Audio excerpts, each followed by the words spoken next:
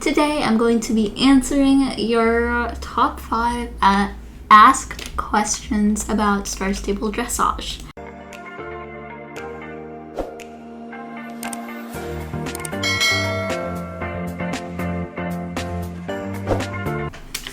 Hey guys, welcome back to another video. I'm so mad at myself because my mic wasn't working in the first take, so this is take number 2. I've been doing dressage, Star Stable Dressage, for about a year now, so I'd say I have quite some experience with it, and I'm gonna answer your top 5 questions. How do you become so good at Star Stable Dressage? So, my top 1 suggestion is to join dressage clubs.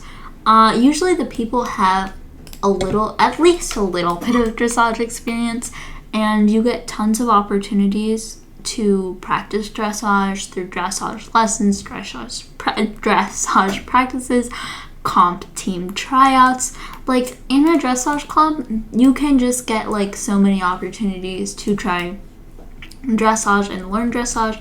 So yeah, I don't know, maybe I should make a video on my top club recommendations. I don't know, maybe I should do that. Okay, yeah, well, that's my top suggestion. But I do know that there are some people who are not interested in joining dressage clubs but still want to learn dressage. So my suggestion is to go to global chat, keep an eye on global chat, and look for public dressage lessons. A lot of people will offer public dressage lessons where you can just sign up regardless if you're in the club or not. Like, it's just free coaching, which I love. I used to do that all the time when I wasn't in a club, and it's really, really helpful, especially because you get such a variety in coaching. Like, you can gain so much experience because you're usually always getting a different instructor every public lesson. So I get taught by a lot of different people, or I used to get taught by a lot of different people, and I learned a lot of different tips and tricks and whatnot because I was attending lessons hosted by people of all different ages and experiences. And to be honest, it just really opened my eyes to the world of Star Stable Dressage. So if you're not in a club, join a public lesson. It's usually really a minimal commitment. It's just attend the lesson, you're done. Yeah, so, and you can always leave if you don't want to. There's no penalty. It's really just something that you can try out. And if you're really just starting to get into dressage, I definitely recommend doing that because it's really a minimal kind of thing you can do, and it just gives you insights to Star Stable Dressage.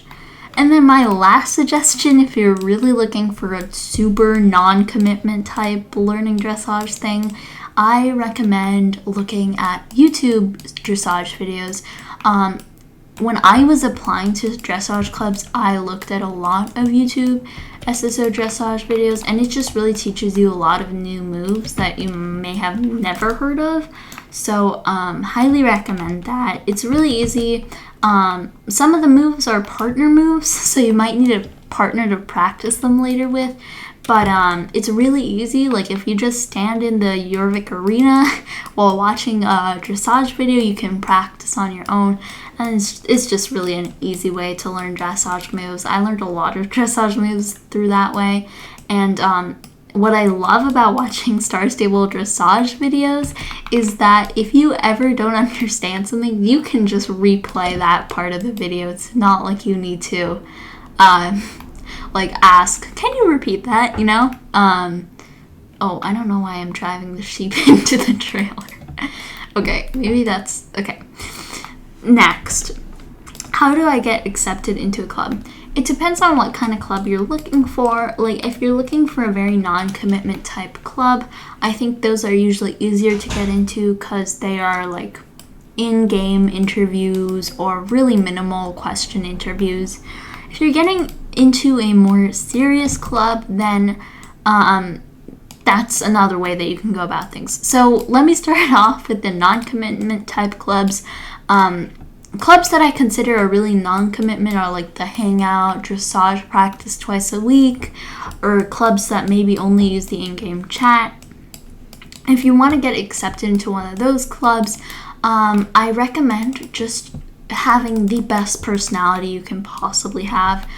Bring your best self to that interview. It's really important to club leaders and club owners that their members are dedicated. And if you're not dedicated or passionate, you're not going to get into the club. People can notice when you aren't professional, when you don't have good grammar. Those kinds of things really matter. So make sure that you are doing your absolute best to answer each and every question as truthfully, as honestly, just as like a genuine person. That has really helped me in the past.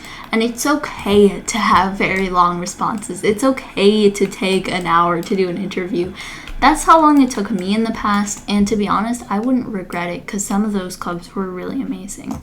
Then again, though, if you don't really like the club, it's not worth it to spend that long. So just like really assess what kind of club you're joining, and adjust yourself to whatever the interview requirements are or whatever. I don't know if that just made sense, but like if you're doing a really minimal question interview, just make sure you're giving your best self for every single one of those questions. And if you're joining a club that's extremely serious, the top one tip I have for you is gain experience before you join.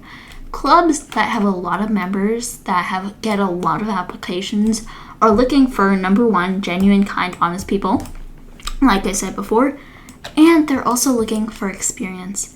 They want to accept the best people they can, and people with lots of experience are going to bring good results. So join a lot of clubs, not serious clubs in the beginning. Like when I started, I never joined a serious club that was like Discord centered, like 40 plus members, like I joined small clubs. And that really prepared me for the future when I had to join bigger clubs and I needed to have that larger knowledge. So always start small and then work your way up. That's the way that a lot works, right? Like we start in preschool, elementary school, then we go to middle school, high school, and then is the big one, college, right? So like that's kind of how I think about it. Really just personality is a big thing, and experience. Just consider those two. How do I become a club leader? This is something that I pondered for such a long time, and to be honest, the answer is really straightforward. You have to be a loyal person who dedicates time to the club. I cannot tell you the amount of times I've had people just go into a club and ask if they can become a club leader. Like those kinds of things take a lot of time.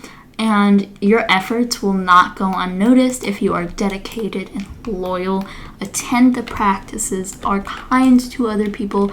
Like those are the things that really matter and will get you ranked up in no time.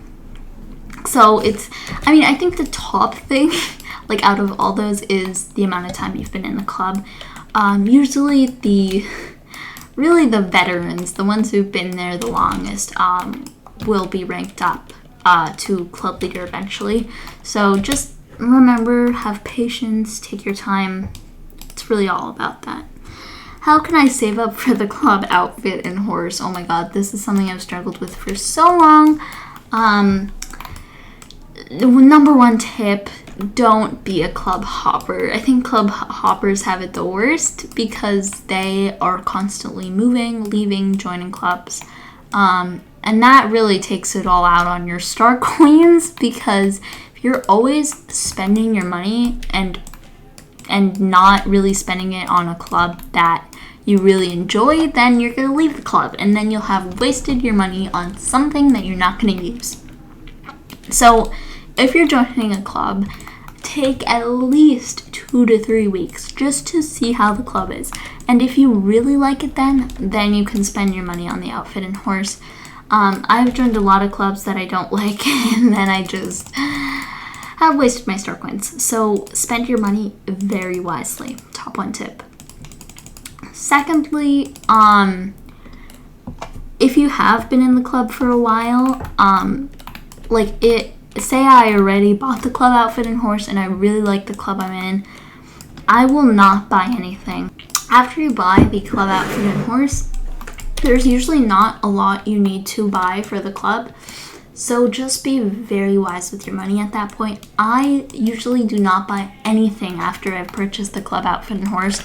I save up because eventually I'm going to leave the club, I don't know, maybe in a couple months. And at that point, I'm going to need star coins for the next club I join. So just be very wise. It helps me to plan out and prepare. Like, say I just joined the club, then I'm going to think about what I need to buy within the coming weeks. I'll say, I need to buy the club outfit, I need to buy the club horse, I need to buy the club tack. And I'm going to prioritize getting these few things, right? And then you can plan accordingly. I always think it's extremely important to plan ahead because then you can mentally prepare for whatever is coming. So if there's a Saturday in which you cannot spend your star coins because you're saving up, it really helps me to mentally prepare the week before, which sounds kind of weird, but I just think it makes the not spending star coins and saving up much easier. Last question, tips on what clubs to join. It really depends, to be honest, on what you're looking for. If you're looking for a non-commitment type club or a club that really just helps you gain experience, highly recommend like the hangout dressage clubs that only use the in-game chat. Those are really, I think, the clubs that I started with, and they're really easy to manage because you usually don't need to get on very often. Like, they'll probably have practices 1 to 3 times per week, so it's not that bad in my opinion.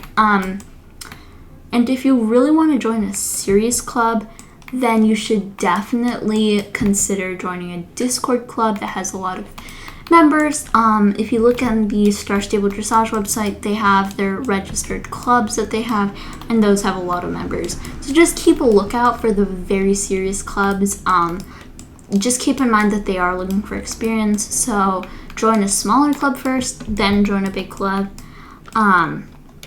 Yeah, I guess I should make a separate video about specific clubs that I recommend joining, so let me know if you want to see that kind of video.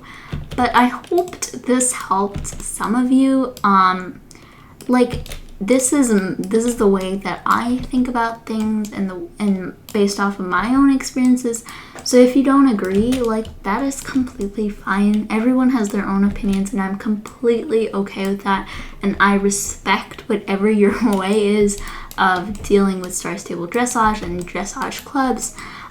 So yeah, let me know if you have any ideas, feedback, thoughts. Yeah, I'll see you in my next video. Bye-bye!